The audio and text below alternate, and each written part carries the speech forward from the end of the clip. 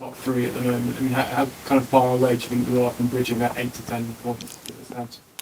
Well, I mean, you don't know. I mean, but ultimately, you don't want to discount that possibility. That's why I keep saying, like, if fourth's our ultimate goal, and we get fourth and we fall in, with 2 games to spare, what does that mean? We don't aspire to anything better than that. But where we sit at the moment, with 9 games to go, we've got some difficult fixtures in there, some challenging fixtures, but there's 9 games to go. Let's see where that takes us, and I'd much rather have that approach than having just one specific target of, look,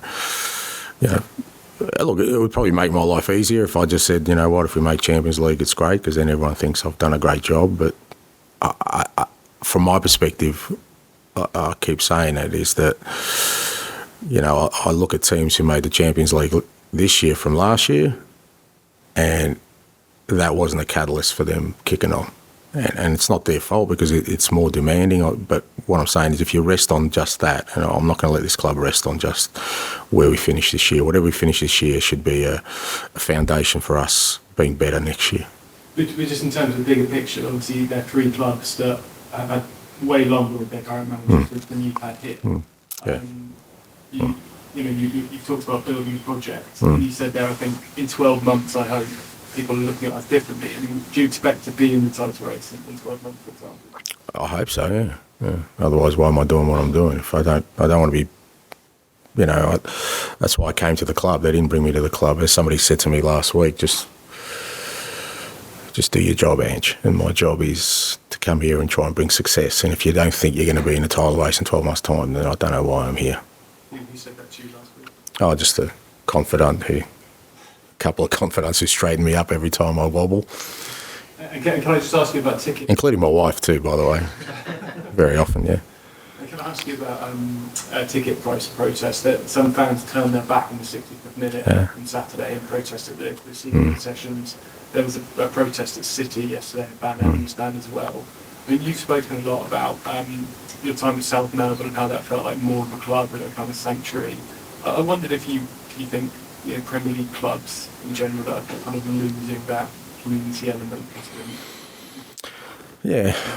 Oh, look, don't kid yourself. We had plenty of protests at South Melbourne, mate, and they were just as vocal, if not more. So that's been a constant. And I think my constant position on this is that the fans have a voice, and they should be allowed to use that voice in any manner that they think is appropriate, as long as it's not disruptive, as long as it's not to the detriment of kind of the club in an overall position. I was at Celtic, at the beginning of Celtic, and there was fan protests there, So, like I said, they have a voice, and I think we've seen in the past that, when fans feel strongly about something, they take the opportunity to do it.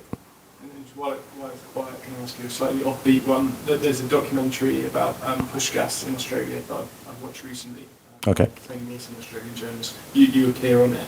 You talked in here about how calm you are on the touchline, and kind of what comes across is Pushkas seemingly not really caring when you overload the back or make mistakes or concede goals. And how much of an impression did he make on you? How much that influenced you the way you are today?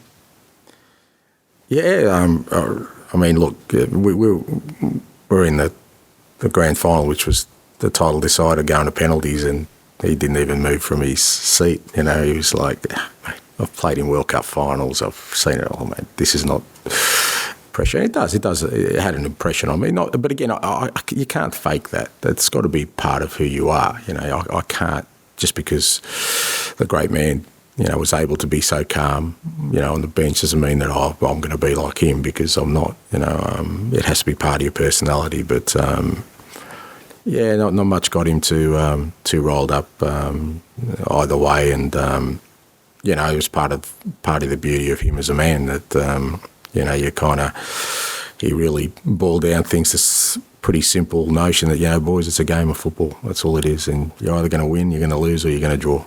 That's the reality of it. Don't make too much of it. Just enjoy it. Okay, thanks, guys. Thank you.